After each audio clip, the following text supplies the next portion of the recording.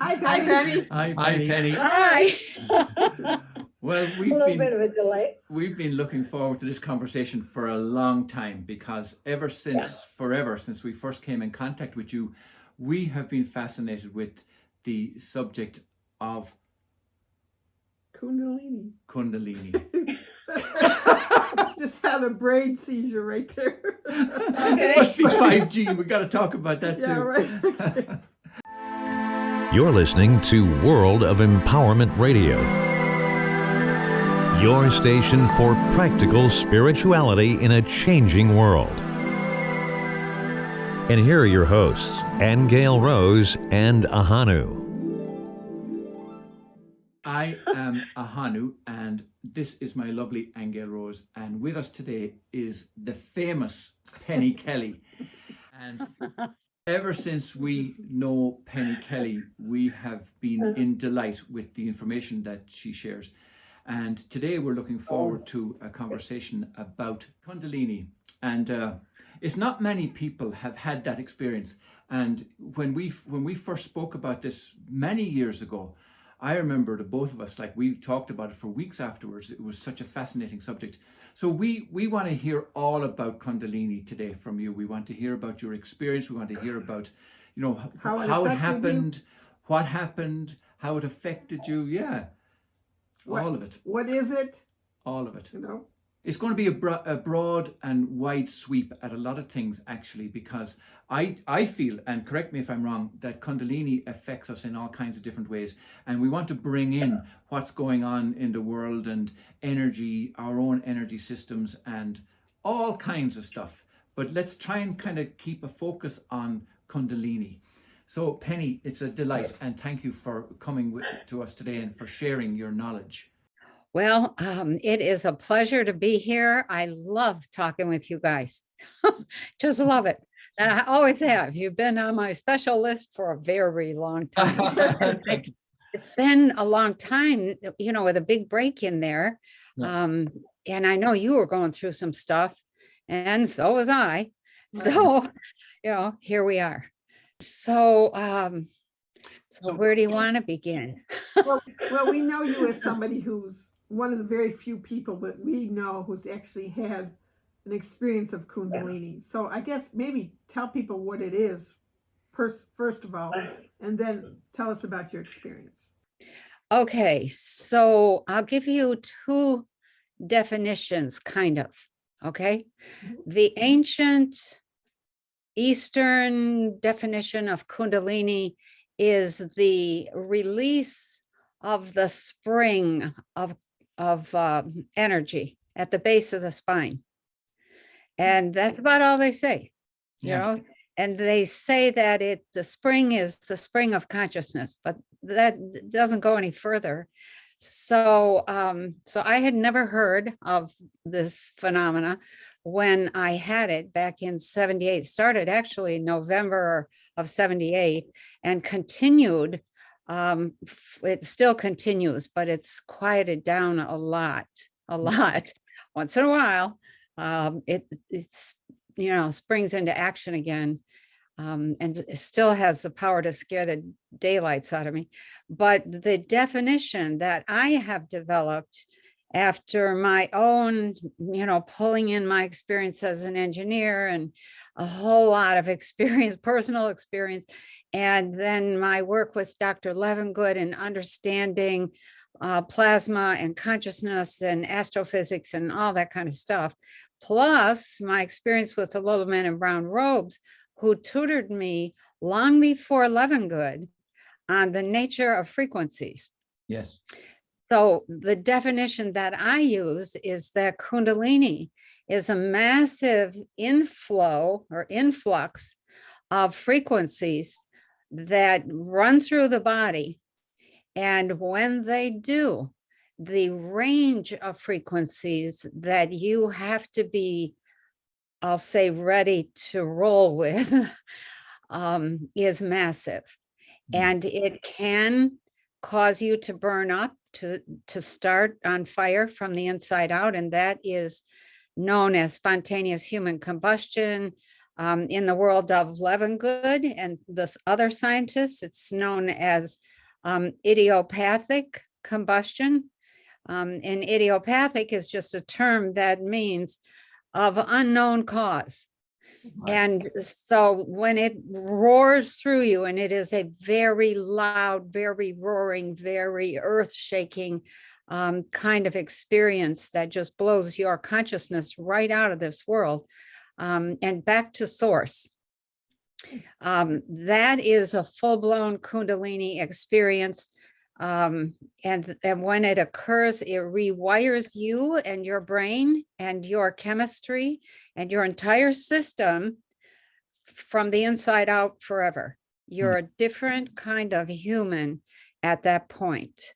And you don't go back. You cannot go back.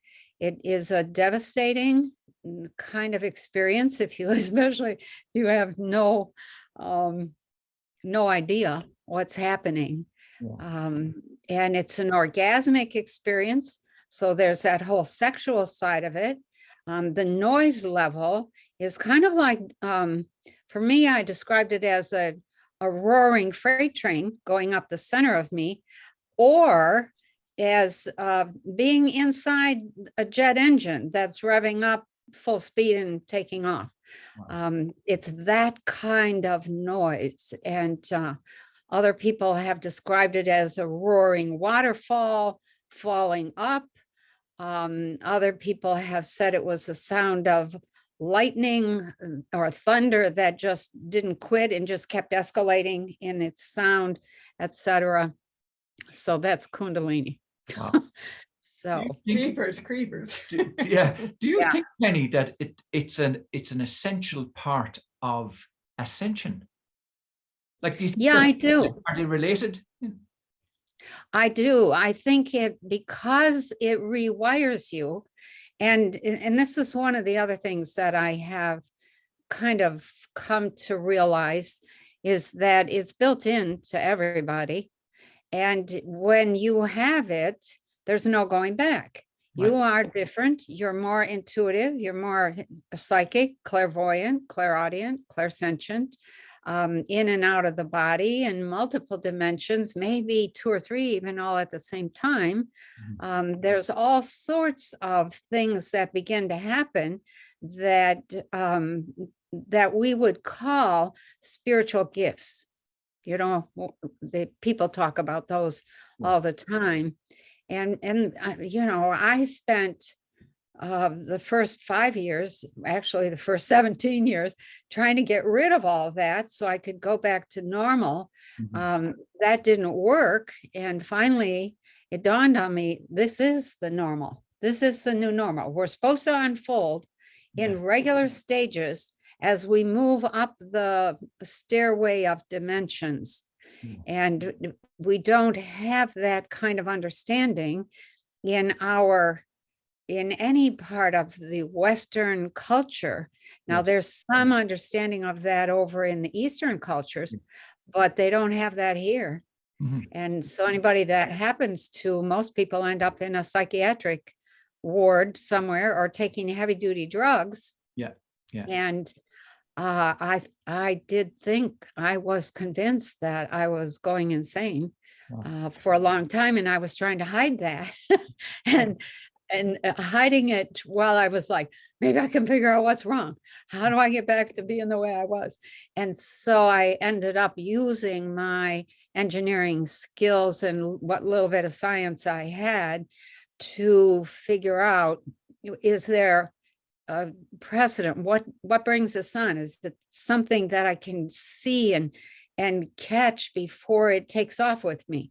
That kind of thing. And so I started working. There were no teachers for me. There were no gurus for me. There was nothing that I never heard of metaphysics of any sort at that point. And I went looking for a few books, found absolutely nothing. Later, after about 3 years, I found a few books, after I had heard the word Kundalini. And this is one of the effects that Kundalini has on perception. You hear something, you hear a word, and it opens a window of knowledge. And I heard the word. I was complaining to one of my teachers. I was taking a class in psychic development with the hope that I could get some kind of a handle on all the clairvoyance and the out of body stuff. And I was complaining to the teacher that I'd had this terrible set of experiences that were still ongoing for the past 2 years, and that, or the past year and a half, I think it was at that point, and that these were the things that were going on. And there were 2 teachers there that night. And one of them, two of them looked at each other, and one of them said, "It sounds like Kundalini, don't you think?" And, one was a male and the other was a female. And the female teacher said, "It sure does." And I immediately, as soon as I heard that word, it was like, what is that word? What is that word? And then she went and got a book off of her bookshelf by Gopi Krishna and said, "I think you need to read this." So I took that book home that night, got home about 8:30 or 9 from class, and I started reading. I finished the whole book, and about 4:30 in the morning, and bawling my eyes out.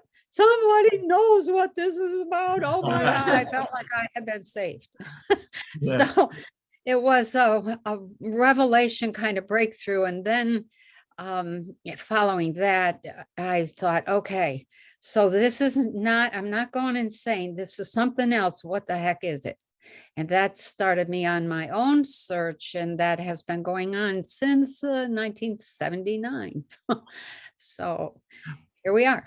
And can you talk about actually what triggered it in you? And what does trigger it in people? Because I think people have mini Kundalini rises. They don't really have a full blown thing like you've had. So can you talk about that process? That whole, what happened? Yeah. And then, what do you think about what triggers people? And is it Okay. chakras, Penny? Do you think? I don't know if people know about chakras. In the scientific world, they are called nerve plexus, plexes or xus. A nerve plexus is, groups of of nerves along the spine, and those are actually chakras. So, it's just chakra is a term that comes out of ancient times, and that's what they called the nerve plexus, was a chakra. So I have to get a little bit personal here, and then but I want to start by saying you're right, Aingeal. Lots of people have partial awakenings. Some people have a single awakening that comes up most of the way, but not all the way to the brain. Some people have, I'm going to call it one awakening, and that's it. And they know something happened, but they're not sure what. And they never connect the aftermath with that experience. So let me just talk about my own experience, okay? It was around Valentine's Day, 1979, and it was a Saturday night, and I was living in Mount Clemens, Michigan, and I was madly in love with this one man and wanted to marry him, and we were talking about getting married. And so there's this kind of an ordinary day, and we get to evening. And the ordinary day, if I recall correctly, was just running errands, all the stuff that people do. And we had his kids and my kids in the house. And about 9 o'clock, 8:30, 9 o'clock at night, all of a sudden there was this, I don't know what I would call it, this feeling of massive sexuality. And that is one of the signals of Kundalini. And people do not know what sex is, and we can talk about that. I ask people, so why is there sex? And they're like, don't know.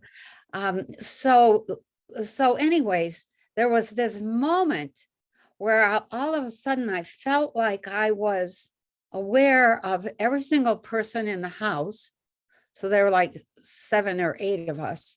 And I turned around and I looked at, the man I was in love with across the room. He was way at the other end of the house. And there was this smoky look that happened between us. And I said to the kids, why don't you make some popcorn and watch TV? I'm going to bed. So we get into bed. We start to make love. We didn't even get started hardly at all. And I heard this rumbling sound. And I was a little bit distracted. It was like, what is that? And we lived just down the road, about maybe a quarter mile, half a mile at the most, from Selfridge Air Force Base. And that's a big Air Force base here in Michigan. And it was common for me to hear jets taking off. And they would do these practice runs, take off and land over and over and over and over. For a minute, I thought, oh, I think there's some jets taking off. So the rumbling continued to increase in volume. And then there was this shaking, and I had the thought, oh my God, we're having an earthquake. We're having an earthquake. And the roaring increased at that point. And then all of a sudden it took off. And it felt like there was a force or this massive energy that felt like heat, massive light, massive orgasm, all at the same time, moving up the front of me. It did not feel like it was going up the spine. I later realized that as it hit the spine, all of the nerves in the body would activate. And so it just went boom, boom, boom, boom, boom, boom, boom, boom. And I was no more. At that point, the entire reality was gone. I did not know myself as an individual human. I did not have any memory of ever having been human or of having a house and, a cat and kids and bills and a job and, work and all of that. And I was in this absolutely black space. It looked like it was the outer space, like you would see out there in the universe. And there were billions of these little twinkling lights that were spreading out from me. And as they were spreading out, I had the thought, I am, and it was like, I am those dots. That was the only thing that is possible to think at that, when you're in that space. You're back in source at that point. Yeah. And, I hung there for I don't know how long.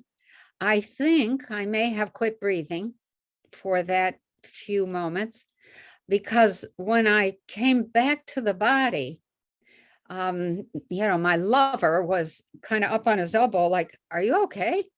And I'm like, uh-huh. and he was like, oh, okay. And I never asked, why did you ask that? Yeah. So that was Valentine's Day, roughly right around there. About 2 weeks later, the same thing happened. About 2 or 3 weeks after that, the same thing happened. And my thought with those first 3 experiences was, wow, we're having some really massively good sex. And then it started to happen in the middle of the day, in the middle of the highway, in the middle of, my office, in the middle of vacuuming the floor, doing the grocery shopping, and I couldn't shut it off. And then I began to get absolutely terrified. It was like, what's going on? Since when do we have orgasms in the middle of vacuuming? That was so frightening. I mean, it sounds funny. And I've had people say, I want that. I want some of that. And I'm like, no, you don't. No, you don't. Right. But the long story short was that it continued. It became, the more I tried to fight it, the more intense the heat got. The more you have to be in really good shape physically, because the heart goes up 180, 200 beats a minute. I would imagine the blood pressure goes right up with it, although I never stopped to do a blood pressure test during those incidents. And what I began to discover, figure out, long story short, was that every time I totally relaxed, this event would happen. And every time I got totally upset, this event would happen. And so that was confusing. It's like, okay, well, what is it? One or the other? What's making? And it wasn't, it's a perfect example of how we're always trying to isolate what's the one thing that will fix this problem. And that turned out to be when you are totally relaxed. Remember, I don't know if I used this before, the submarine example. If you were a submarine and you were down 200 feet, 200 yards below the surface, and somebody poked a hole in your side, does the water hang around out there and say, oh, there's a hole, should we go in? Right. You know, should we pour in? That, you know, no, it just pours in. And so what happens when you relax and all of your, I was learning to love and to let love and to be in a place of unconditional love at all times. And every time I stepped into that place of unconditional love, I had no barriers and no boundaries. And those energies would then flow through because there was nothing stopping them.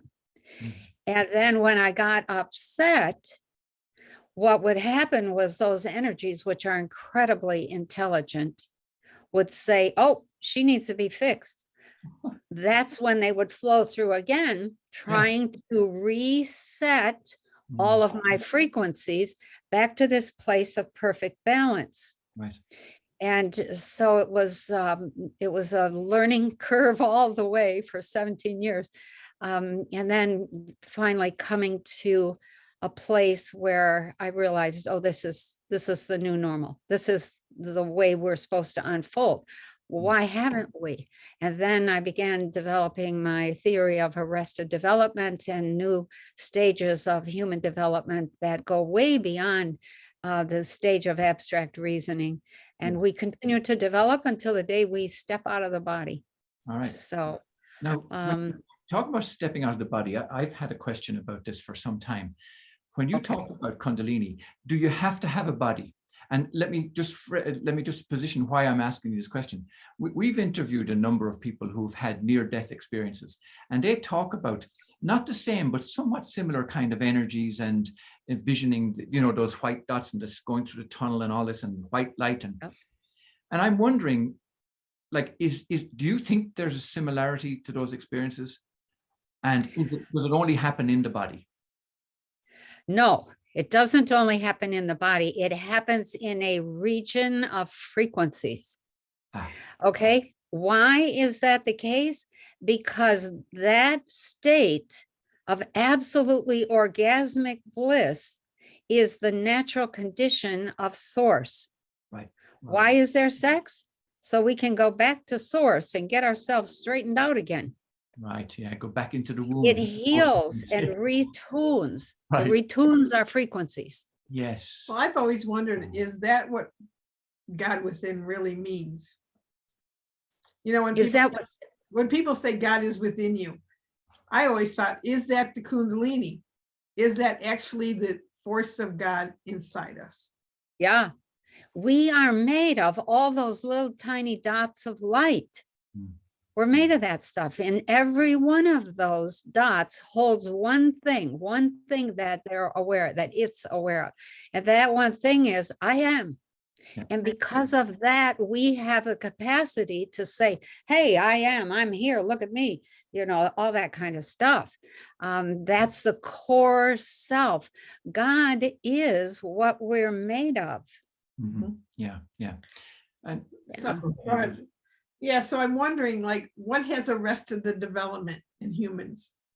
Because obviously we don't even have a memory of yesterday. You know what I mean? much less our past lives or who we were. And, I know. my experience with Chaco Canyon was wrecking my brain, like can't find the memory of why. And we did Yep. go there. We want to talk about that later too, but Yeah. frustrating that you can't remember your own time stream. Yeah. Yeah, well, they're in another time stream, so that's part of the problem. But in terms of, let's see, there was 6 questions embedded in that one thing that you said. Sorry. So, What arrested our development?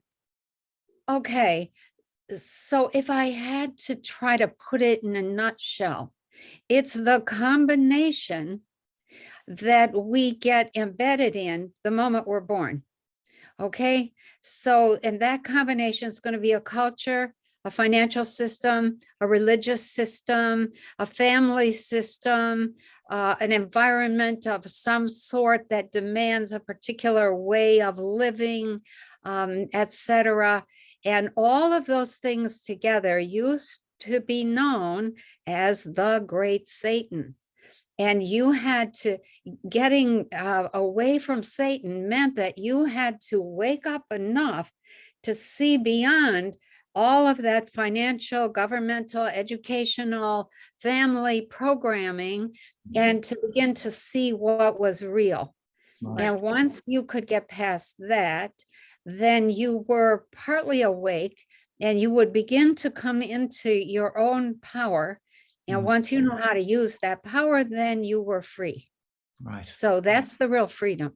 Right. So, Here's a question that you've just raised right now. When you talked about being born into a race, religion, culture, does it follow that some races or cultures or belief systems might have Kundalini experiences more than another, or does it matter? I think that some of them have a little bit more. Now, I'll say that without any research behind it. Yeah. Okay. However, what I've observed is that some people in small pockets, Syria being one, have a much better understanding of the message that has been carried forward through time by what I'll call esoteric teachings. That does not really exist very much in the Western system. Yeah. It doesn't, I mean, there's talk about it in Buddhism, but I don't think anybody, the culture has just washed away everything that we once knew about getting people to their full development. Right. 5,000 years ago, that was a major effort on the part of what were called the matriarchal cultures.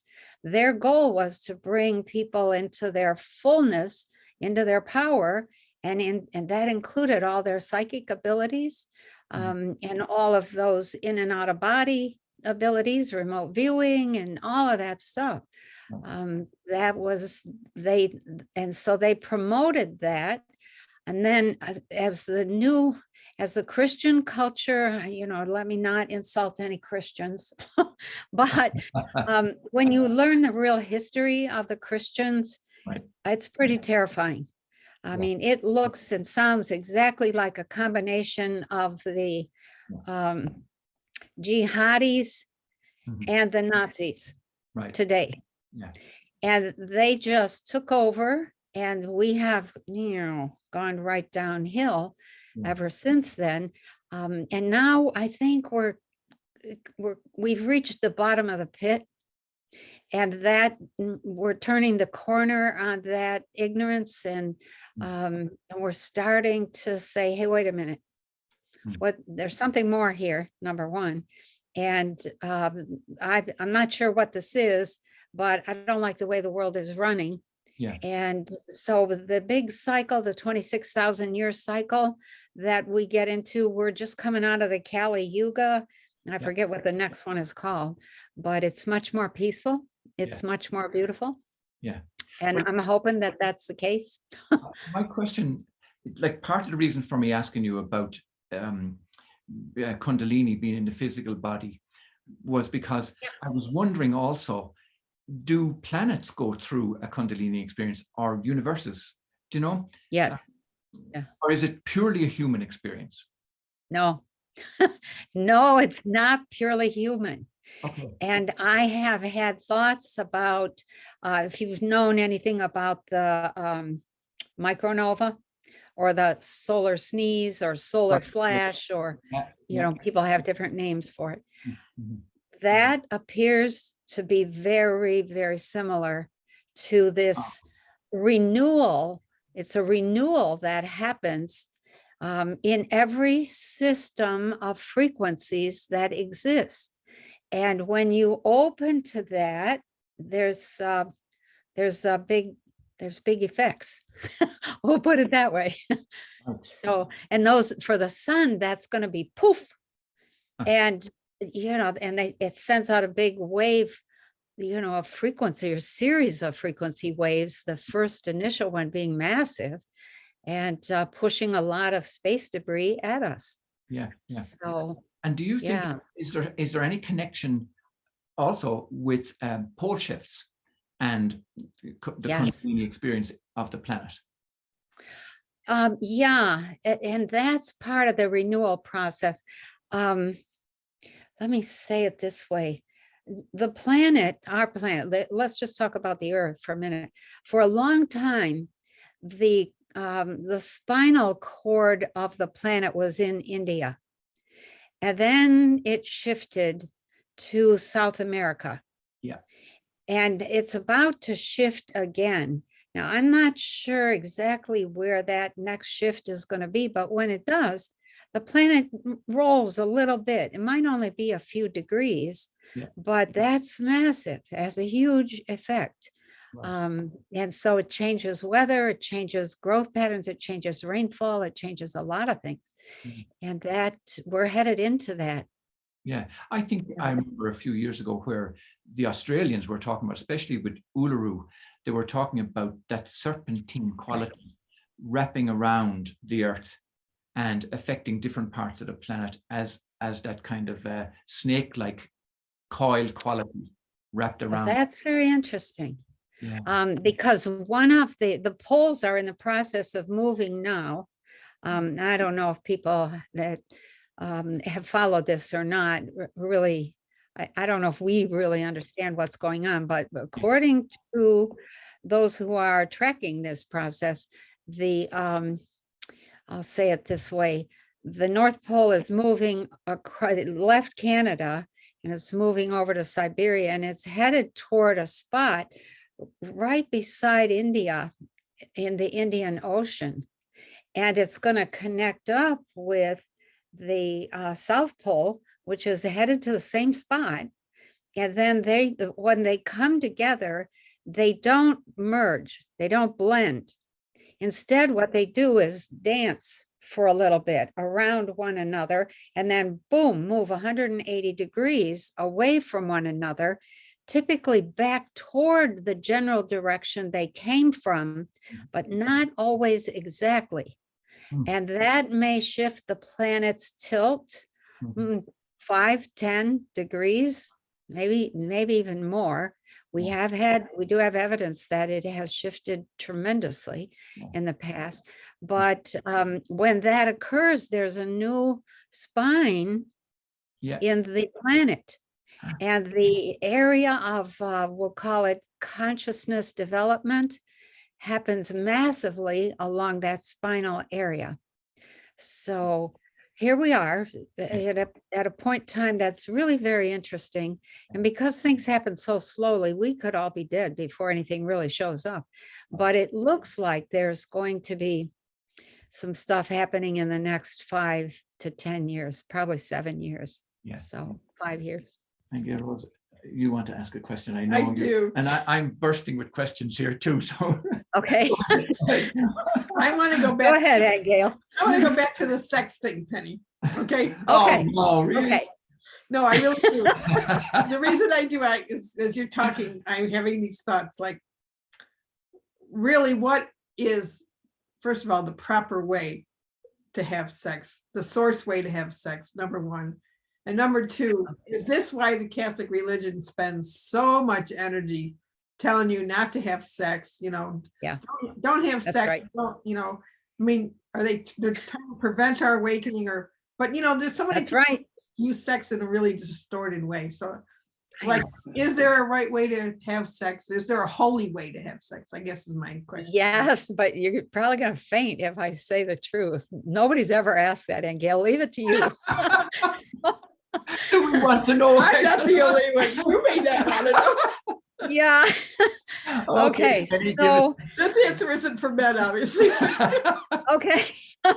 give it to us, The Penny. reason that we used to have one day devoted to God, to the Sabbath, was one day devoted to making love with everything around, making love with your partner as often as you wanted, but really enjoying in a very sensual way everything that this dimension has to offer: the food, the music, the clothing, the environment, whatever it was. Yeah. And making love long and slow for the entire day.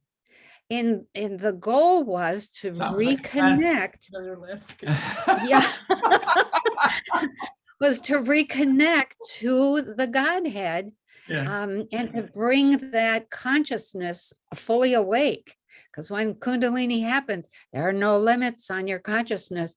And so for 3 years, I had no boundaries, and anything you want to know is right there, Yeah. Yeah. right there. Yeah. Doesn't matter what it is That- or where it is. I was So afraid that of the what your answer, Yeah, go ahead. so say that again. I was just going to say I was afraid of what your answer was going to be, but it makes absolute sense. Okay, so continue. Oh, okay. Continue. There's more. Okay. Yeah, well, that's the short answer. Okay. How do you set that up? How do you get a culture, instead of everybody traipsing off to church to hear this stuff that most of it is, is not real. Number one, a lot of it was inserted in the Bible. It's forged. It's just plain not really the writings of the ancient ones. And so what if we did things totally differently and spent all day Sunday lounging around, enjoying, laughing, making love? How would that change our culture? Wow. The goal of sex, the reason to touch base with the Godhead, is not only to awaken the consciousness all the way, but every time that energy moves through you, it reorganizes all of your frequencies in the best possible relationship at that time in your life, and retunes all of the frequencies that have gotten out of tune. It heals you, in other words. Mhm. Right. Right. Mhm. Yeah. So So it's not a sex is, mortal sin. It's not a mortal sin. It's not a mortal sin. no, oh my gosh. Yeah, they did put a lot of effort into making sex something that could only happen with one man, could only happen, whoops, what was that? Sorry. Could only happen with, at a particular time of the year in some cases. And that they just went overboard. They did kill the consciousness, and we did regress. We have terribly regressed, and that is what stopped the development. So arrested development is something that we're all struggling with now. Yeah. Okay, so Yeah. talk about Kundalini in lesser degrees. How would that manifest itself for people? Okay. So this is an example I hear about all the time. A couple gets together. Let's stay on the sex thing for just a moment. But there are other examples. So the sex thing is two people come together. One of them has a full Kundalini experience in which they, quote, see the stars during that experience. They then want that partner, and there is no other love for them, and that's all there is to it. The partner may or may not stay, usually does not stay. And there's a reason for that, but that's one example. And from that point forward, that individual who had the momentary awakening knows what real love is. Mm. And that is a wonderful gift. Okay, another kind of awakening, and this happened in one of my classes here. It wasn't a full awakening, but the man who had the awakening, we were doing this exercise in which we were, well, I won't go into the exercise, but he had a Kundalini that, you know, in the room, I think there were like 10 students, and they were sitting back to back in the dark as we went through this auditory experience. And all of a sudden, I'm down at the end, you know, I can see these people from the side, and he's down at the far end, and I see this explosion of light. And because one of the things Kundalini does is allow you to see other frequencies of light. And I think to myself, what the heck was that? You know, what's going on down there? So after the class, he comes to me and says, I don't know what happened, but I had this orgasm in my throat. And he said, I hope I tried not to make a sound, but I think I couldn't help it. And I'm like, okay. So long story short, after we got that calmed down, his entire set of sensibilities about his life changed. His marriage broke up. He became a healer and a poet. So that's another example of what happens in a Kundalini. What's that? We've seen that quite a lot with people who contact Aingeal Rose for readings. Yeah. Yeah. Yeah. Somebody else it was a woman who was, and I've talked about this before, she was taking a class in pottery. She was making whatever bowl or something she had on the potter's wheel.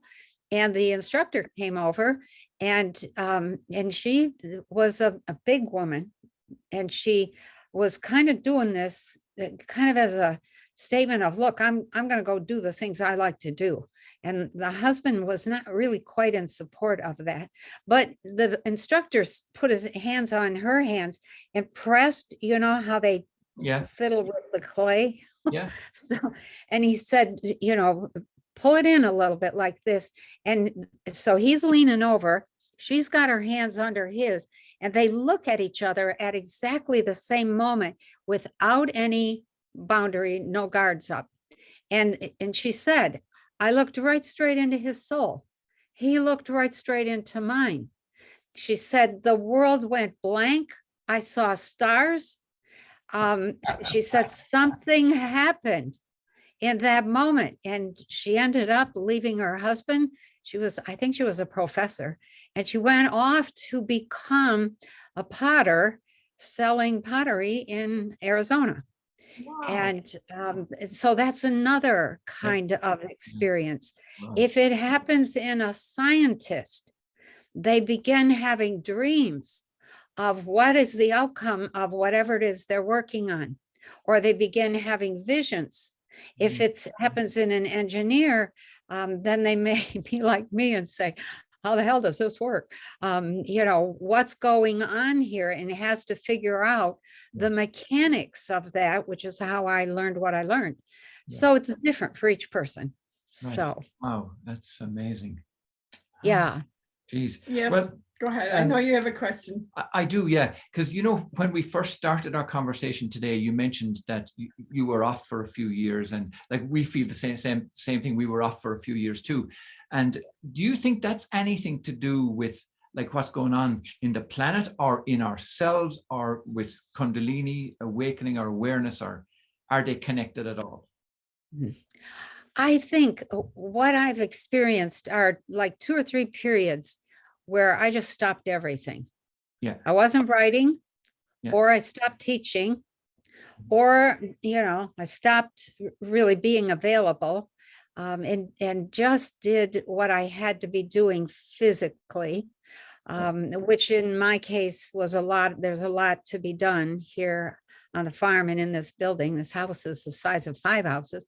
So it's really a situation where I think, given what goes on in those periods where you stop everything, there's a very, very deep integration that is typically happening.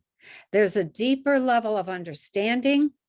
there's also, there, if you got a little Irish in you, like I do, there's this bullheadedness and this stubbornness Right. that says, no, wait a minute here. I'm in charge of my life. I'm in charge of my own thinking of my own. I'm not being taken over by this, and I'm not doing that, and I'm not following the crowd, and blah, blah, blah. And so you stop and be bullheaded for a few years. But during that time, you deal with all of your doubts. And for each stage, that you develop your consciousness, there's a whole new awareness of pain, a whole new level of sorrow, a whole new level of suffering, a whole new kind of, why are we doing this way? And you have to stop and integrate that. Right. You can't go to the next level with even more awareness of all that pain and suffering and struggle until you've learned to handle the suffering and the struggle of the level that you're at.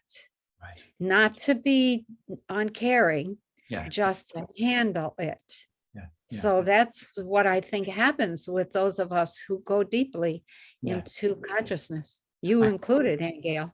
Aingeal Rose, Yeah, he's watched me go through that a lot. I have, but also Yeah. Aingeal Rose has shared when she would have a client who'd call for an Akashic record reading, and many times people would say, look, I don't want to be on Earth anymore. I'm done with Earth. I want out of here, right? And it's very serious. I don't want to diminish it in any way. But her answer would be, listen, you're not done with Earth until you're done with Earth, until you master Earth. Isn't that the way you put it? Yeah. Yeah. Very good. Yeah. Yeah. I certainly haven't mastered Earth. I'm just, with this last eclipse and sun stuff that happened prior, I mean, I was just knocked off kilter. I mean, talk about dizziness. Yeah.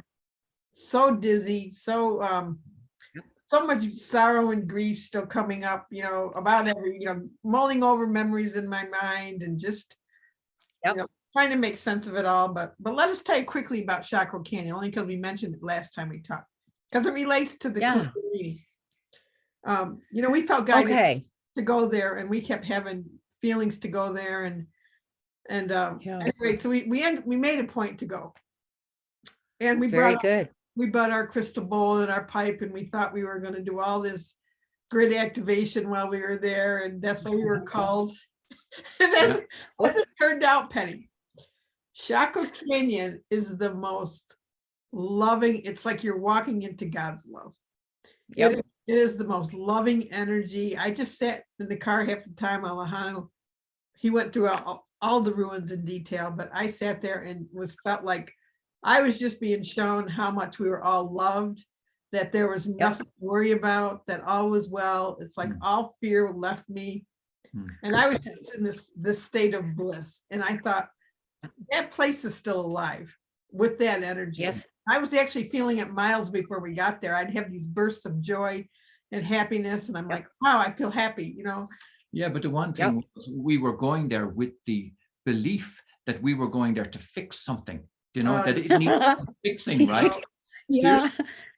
And what we came away with was, this place doesn't need us fixing anything. It was giving to us. It was giving. It was coming from a heart space. It was very loving. Yeah. Although Ahonu did have some strange experiences about the Lyrian people coming in first, preparing that place, and it was very old. It was very old. It was past all Native American stuff that he was getting. Way beyond it. It had a lot to do with seeding the planet in the first place, and but I still am frustrated because I'm like, so why is this approaching this place making me so happy? I felt like I was going home, and yet I don't have any memory of being there in a past life. You know what I mean? No. So No. I thought, well, Want me to share my experience there? Yeah, please. I didn't know you went. Where did you go? I never went there physically. I heard about it. And I thought, and I think I first heard about it on something like a History Channel thing. And they were talking about these people, they just disappeared. Where'd they go? Yeah. And so I'm like, that's odd. So then I ignore that. But I hear that same thing over the next maybe 10 years, several times. What happened in Chaco Canyon? So it gets to a point where I think, okay, I'm going to go there. I'm going to just leave and I'm going to go there and pick up whatever I can pick up, tune in. Mhm. So I do that. And I get there. And that is a dimensional portal to a fourth or maybe fifth dimensional system that is still here on the planet, Mhm. but it's not accessible if you're still in 3D. Right. That makes sense. And so that was what I saw, was that these people, in a period of time in which I don't know what was going on, some kind of war, some kind of problem, they just kind of moved up into the next frequency zone and said, toodaloo, we'll see you later. And they never came back. Yeah. And there's a place, there's a couple of different angles that you can get into that, that other dimension, and just be part of what is going on there. But they do have guards, and they won't let just anybody in. And they're very clear that if you're a crabby Patty, you're not coming in. You have to have the right spirit. You have to have love. You have to be cooperative. You have to have a spirit of creativity, of excitement about life and what's possible. And other than that, you're not coming in. Now, if you can tune into that and just be in that kind of atmosphere and not see, that's close. You're getting close to being able to move into that dimension altogether. And what I think we as humans need to be doing is practicing moving back and forth between third, fourth, and fifth dimensions in order to open that up to those of us who are willing to travel and do that kind of work, and keep those doors open for people who could almost make it, but who, how do I say this? But can't quite boost their own frequencies enough. Yeah. Yeah. Then Well, we would be the person, the go-between, Yeah. so to speak. And are there That would places- help them get there. Are there places like what Aingeal Rose mentioned, Chaco Canyon, but are there sacred sites around the world that might facilitate, let's say, somebody embracing or experiencing this higher frequencies? Oh my gosh, yes. Yes, if I could suggest some books for your readers to, or your people to read the Transylvania series. Right. I'm not sure which book it's in. I think it's, I won't say, it's in one of the books in the series, but they talk about the portal between Detroit, Michigan, of all places. Right. Yes. And I think I know where that portal may be, and Bavaria. Right. And you can walk through that portal and be in Bavaria in the space of 2 steps. There are other portals. There's one in Tucson that I happened to be in Tucson years ago, and went right through that portal and thought, holy cow, this is an entryway to another world. That was kind of a surprise. There are portals in a lot of places, and we do not, I was going to make an insult to the human race, but I won't do that. We have not developed ourselves to the point that we can appreciate what that might mean. Yeah. And we haven't developed the skills of actually raising and lowering frequencies. Right. Yeah. Yeah. So, There's no doubt that we will be asked about those books, and we will put a link down below. We did buy them a few years ago, and then we read them and let them go for a little while, and we've actually repurchased them, and we're going back through them again. And very interesting. Very interesting. Yes. Yeah. Yeah, there's a lot of information in there that matches what I knew before I came here. And I am just, as when I've read those, but I just read them over this, January, or maybe November, December, January, somewhere in there.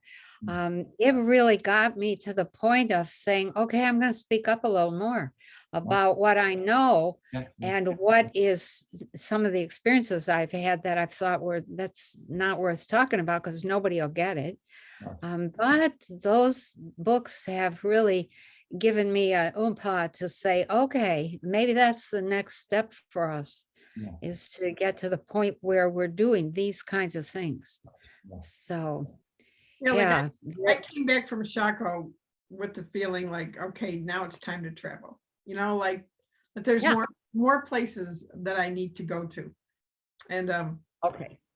and that Did and you run into any place in Ireland with it Oh, that you yeah, thought really. might Yeah. be? yeah, Lots lots of stone circles, lots Wow. of I mean, I told you we collected water essences from over 100 sacred places. Yeah. I So know. I know. I mean, we were still told to go to some places in France, which we haven't not been to yet. But Okay, France is another country that has portals. Mm. And, I was watching a video, this is probably 6 months ago, in which I thought, oh my God, they're showing a portal and they don't even know what they're seeing. Yeah. So, yeah, Yeah. it's well worth it. Go. Here's a question now, Penny, and I know a lot of people, we mentioned 5G at the beginning, right? And Yeah. can you put that in context for us? Like, in connection with Kundalini, is there an effort somehow through using shortwave frequencies and so on to interfere with our natural potential? Or can you just go through that whole scenario with us? Yes and yes and a little bit of no. So 5G is a frequency that I'm going to say, just point blank, is really hard on the processes that our cells go through as they divide. And we are frequency beings. And so when you start projecting 5G at somebody, it's going to affect them. It's going to change their heart, their brain, their liver, their pancreas, their lung, their everything. Okay. So there's that. However, that is also true of the electric light system that we have at 60 cycles per second.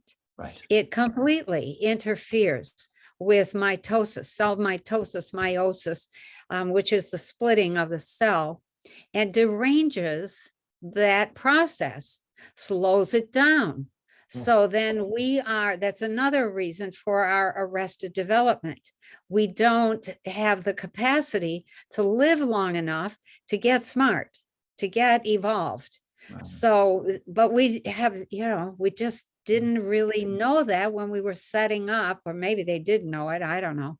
Wow. But when there's new information, there's new, this is not something, if you look at Tesla's towers in which he projected energy, they didn't have wiring all over. What did they have? They had houses that were built to pick up signal and route that signal in a particular direction. So here we are, just discovering that we don't need wires to get electric lights to turn on and off.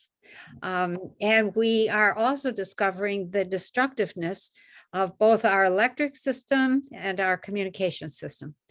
However, we are, how do I say this? With 5G, you have to be within like 10 or 12 feet for it to do any real damage. If if you have 5G and you're somewhere, else, if you're 20 or 30 feet away, it's not going to have much effect. The human is much more sturdy. It will have an effect on your plants, on birds, on, critters, bugs, things like that. And they may suffer. But I think we are on the verge of recognizing that, hey, we need to rethink this whole energy thing completely. And that is a fifth dimensional task, fourth dimensional, and then fifth dimensional, it becomes solidified that we absolutely will not have energy systems that destroy or interfere with physical processes. That just doesn't make sense. So, and given the task that we have here as humans, which is to keep our physical body and develop that to become a body of light, then that need to stop killing ourselves with our technology and our energy is really important. Yeah. It becomes a critical thing. And I think we're about to lose a whole bunch of our energy systems if we go through a micronova. And then we'll be able to say, okay, slate's wiped clean, start over. Clean start. So what about electric cars then? Electric cars, when you really get into the what I'm going to call the carbon footprint and the expense of that, I forget how many times more. I can't remember if it's 4 or 6 or 400 or 600 times more than a gas powered engine. So yeah, maybe we can have an electric car, but it's going to be more costly on the environment.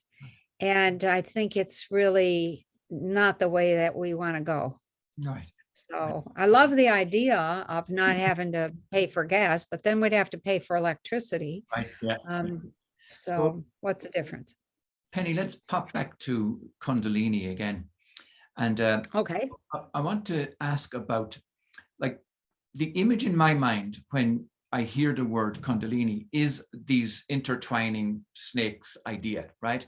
Like the caduceus. Okay.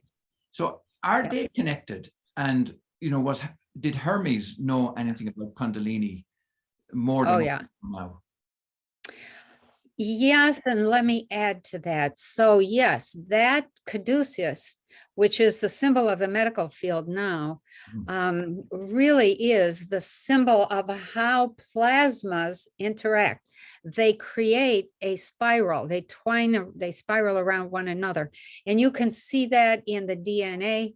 You can see that in the astrophysics photos that are taken of plasmas in space, big plasmas, huge, just creating a spiral right around one another. You can see that in trees. I have photographs of trees that didn't have any protection from sunlight. And so the spiraling effect of their plasmas is so strong that the tree twists as it grows. And unless a tree is grown in full shade, it's going to twist. And then, you know, there's problems down the road with that lumber. But all of that is really, that's the nature of the way base energies, creation type energies move through space. That's the way that they interact in a crop circle. And so let me add to that, the feathered serpent is really Kundalini. Okay. What you have is this, this energy moving up the spine, and all of these spinal nerves moving out from that spine. And that lights up like a Christmas tree when you have a full-blown Kundalini experience. Remember, I said there was this explosion of light in my student, and I thought, what happened down there? That moment of lighting up is the feathered serpent. And all of the ancient cultures, all of them, knew about electricity, they knew about frequency. And one of the misinterpretations on one of the Mayan pyramids down in, I'm not sure if it's Acapulco or somewhere in that direction, near Cancun, there's a set of spiraling, they call them snakes, that at a particular time of the year, each year light up. And it looks like they're actually spiraling. That's that culture's understanding that we are made of frequencies. This is how they interact. And this is the basis of all reality. And what have we've relegated everything to religion and sex and, stuff like that, completely overlooking the nature of reality, which is plasma and frequencies. So. Well, that's what they had in Chaco Canyon And that's what they have in Newgrange in Ireland also, that they're Oh, their solstice, you know, all of those sunlight comes that's right. through. And the same thing in Chaco at the winter solstice, it lights up a particular spiral on the that they carved into the rock. And these cultures all over the world seem to know the same thing. I mean, the pyramids That's right. to do that. I mean, they're all these energy generators, you know, that the people knew about. And I'm like, where did we lose that knowledge? It seemed like everybody around the world knew it. Everybody around the world built structures to contain that or to harness that. Mm. And here we are, That's like, true. you know what? Turn on the light. I mean, really, we're just we are just so backwards, aren't we? And We're catching on. We're catching on and catching up. When the Christians came in, you could be killed. You could be imprisoned and killed for looking at the stars. They did everything they could to kill that old knowledge, burned books, killed people, just imprisoned people left and right. That was a tragedy. We did have a setback there, but that is something that's common during the Kali Yuga. We go backwards. It's like a Mercury retrograde for the whole planet for 6,000 years. Yeah. the one memory I did have at Chaco, and it came later because we made an essence out of the two of the pueblos there. And I took it, and this one I just had this flash that I was hit by a plasma beam from some ship underground. Came out, hit me with this beam, and literally, Penny, I watched my face melt, you know, and it's like, Oh my God. and I felt like I had such damage from that it took me lifetimes for them to quote unquote put me back together, you know. Wow. But that was some memory of wars that were going on back then, you know, some sort of, but they were plasma wow. wars, you know. They weren't like That's right. one tribe invading the other. They were much older than that. Oh, yeah. I think we have not quite gotten to the point that where everybody is embracing the history, our history as ETs. Everybody is just descended from ETs. They came from all over the cosmos to seed this planet. Right. Once they got a new body that was adapted specifically to this atmosphere and this environment. Yeah. So That's that's what coming. Mark was watching too. He was watching a lot of experimentation with different life forms back then. And he thought yeah. a lot of it happened at Chaco, where they picked that particular spot for a seeding ground. And he was watching, and I do remember too, being a blonde-haired being used. They would impregnate me with monkey genes or whatever, and I would give birth to these horrific creatures, you know. But the whole point was to you know, kind of perfect whatever. But man, they messed up a lot on the way. I can tell you that. Yeah, that's that typically is, let me say what I know. When you have a group of people that really understand frequencies, they really get DNA and genetics, and they don't have those kinds of messing up terrible mistakes. But there are other groups that are trying to learn, and they experiment with whoever they can get their hands on. And you get those kinds of creatures that are just ungodly, like, what is that? And they're still doing that. There are beings here that are still doing some of that, and it's terrible. I've seen some photos of creatures and went, what is that? Right. Part human, part pig. Aingeal Rose. Yeah. I'm just sitting here. You want to add anything, Annie? But what about Kundalini yoga? And this is the only reason I'm mentioning it. I did that years ago, right? I was going to classes for that. And I could not, I mean, you do the visualizing of it coming up and going over, you know. But you know what? I would be so depressed after every class. I was so depressed, and my tailbone would hurt like hell. And I thought, well, I just had damage there that I have to keep clearing, you know, but it never cleared. It just never cleared. So I stopped going because I thought, well, this isn't working for me. But I have had other Kundalini rushes through spiritual teachings that would maybe have particular codes, and you'd look at them and you'd feel your whole body just being activated from them, stuff like that. And so I get mini doses for me, Yeah. But certainly when I met Ahonu, I had fire going. Yeah. I had a hot fire going through every part of my cells. Like all my cells are on fire. What is this, But it wasn't a huge explosion like you talk about. Oh, it was. So you told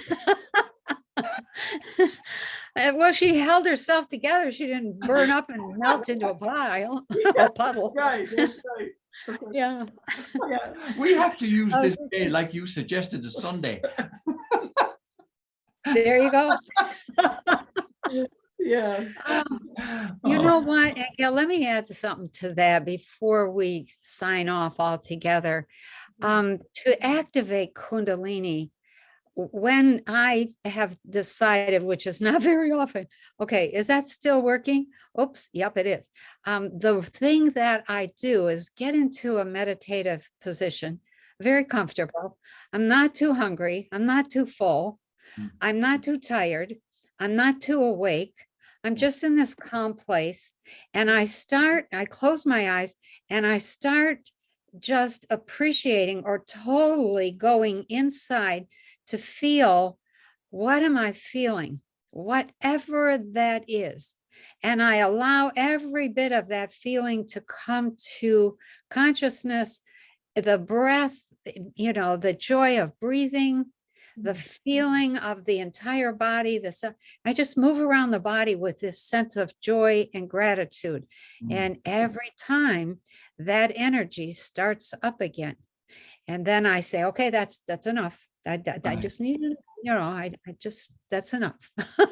So, but I will say this, if you trigger Kundalini and you don't have some sort of orgasm, once you started that up, all those yoga things you did, you will have pain down at the tailbone. And so you have to find a lover. And I imagine that's not going to be too difficult for you. So, but that is one of the, I'll call it one of the risks or the downsides. You can't let that energy rise up and not let it do its thing, which is an orgasmic expression. And even if it only comes up to your button, it has to come up. So just be aware of that. Okay. Yeah. Yeah. Yeah. Okay. We got work to do. And we're going around for a few weeks. You won't hear from us for Yeah, a whole new Sabbath tradition. You've just reinvented everything for us. Okay. Yeah, it's too bad that we don't really have sex the way it's meant to be used and enjoy it the way it's meant to be enjoyed and immerse ourselves in it and then go about our business and get the rest of the week taken care of. Yeah. So that's what Keep Holy the Sabbath is about, or was about. Beautiful. And that's what the Egyptians, is that what they did with all their orgies and their taking that Blue Lotus? Yes. That's what they were doing. They knew all that, did they? They were encouraging sexual experience in the hope that more and more people would awaken the consciousness, awaken Kundalini. Yeah. And they did, quite a few, and they would watch and they would nurture that in people.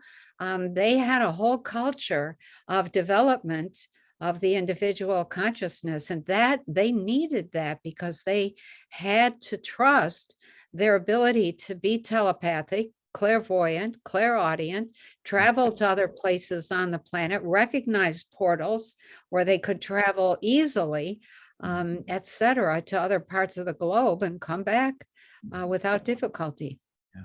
Yeah. Penny, we've got to keep an eye on the clock here, and perhaps part of this big change that the planet and us and everything is going through is our attention span. So we got to just keep an eye. His attention span, let me clarify. No.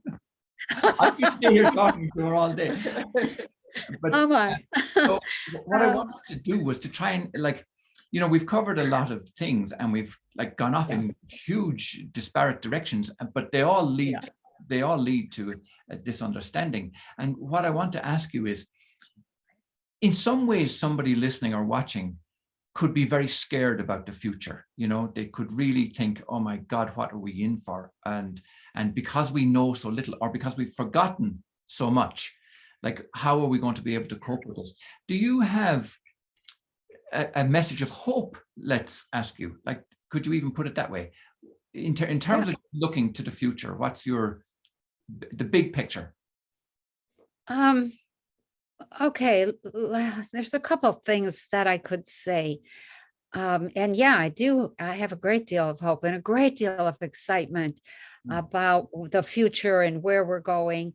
I see the mess and I see what's coming. It's going to get messier.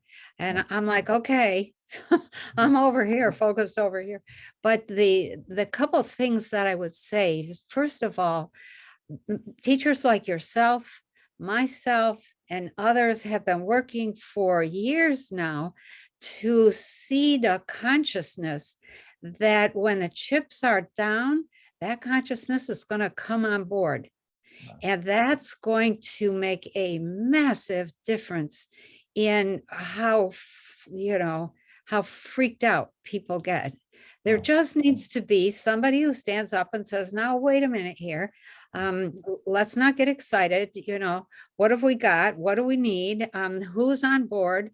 What do you think? What do you think? What do you think? And puts together something that works. And we are going to have a whole series of transition structures that work and then have to be shifted, changed, and then shifted again, and then shifted again. And so there's that. There's also a number of ETs, people that are not obviously ET, that are here, that are working, and they are a massive support system for some of us. And they are saying, if you keep going, we will keep supporting.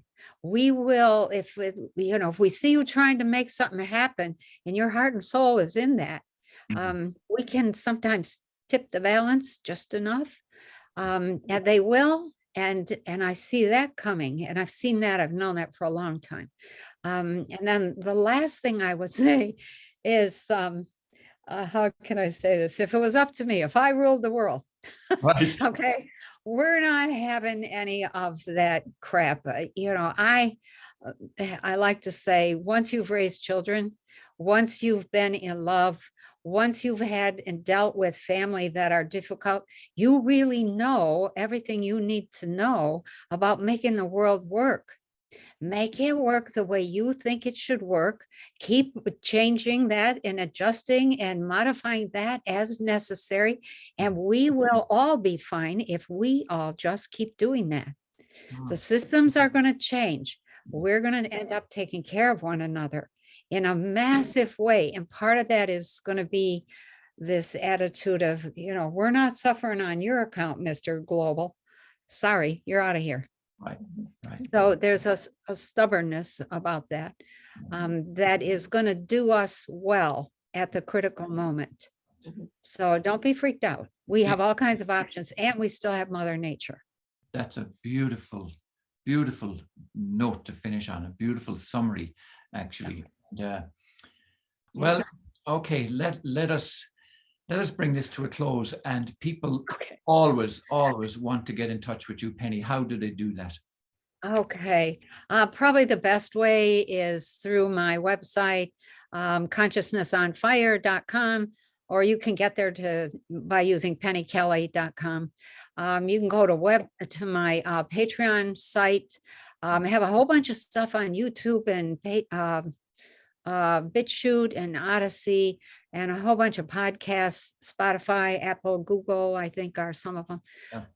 And I do a tea in consciousness every Monday, first 3 Mondays of the month. And people ask questions. I don't do consultations anymore because I just needed to branch out and work with more people at one time. Yeah. So I went from being very keeping my head down, which we talked about last time, to saying, okay, let's see what we can do in this tea and consciousness. And so people get on, they have 5 minutes to ask a question and get an answer.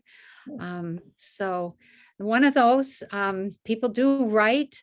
If it's a technical question, Daphne and Elsa will probably answer it. They're phenomenal. Oh my God, I love them. And if it's something really involved, it makes its way to me, and I'm very slow getting time to answer, but I do try to answer. Yes. Great. Is that what your tea is about tonight?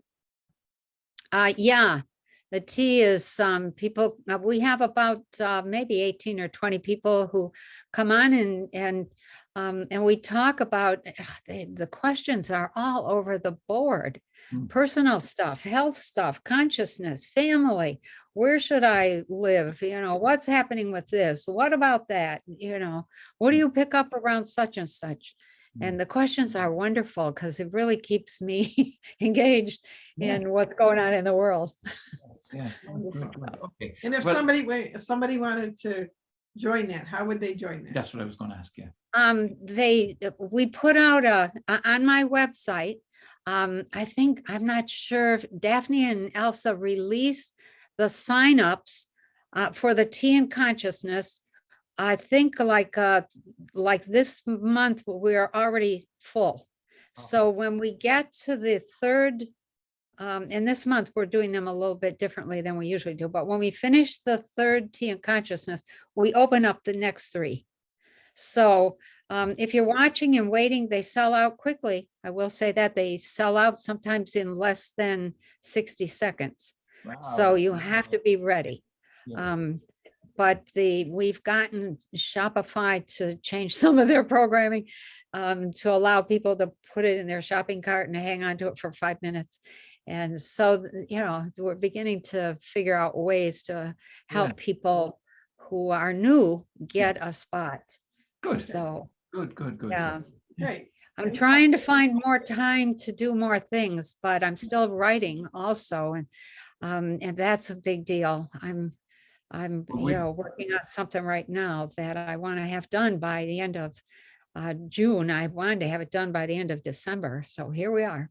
Well, we put it into your books as well, and to your websites and stuff. Yeah, that's fantastic. We're so encouraged and inspired by what it is that you're doing, and we hope this will be helpful for people. Yeah, do some of it. Do it so that people need it. There's people. Yes. Yeah. Yeah. There's the big need out there. Okay. Well, listen. All right. Thank you so much. To be Penny continued. Kelly. We'll see what we come up with next time. Yeah, we'll do it. Okay. All right. You yes, take care, let's and talk thank you again. so We much. never run out. No, We never run out. No. Okay. Consciousness is Yeah. so huge. Yeah, it is. It All is. right, you take care. Thank you very much. Bless I you. will. Okay. Thank you. Bye. All Bye-bye. right. Bye-bye. You can subscribe on iTunes, Stitcher Radio, and on our website at worldofempowerment.com. Don't miss an episode. Hit the subscribe button now.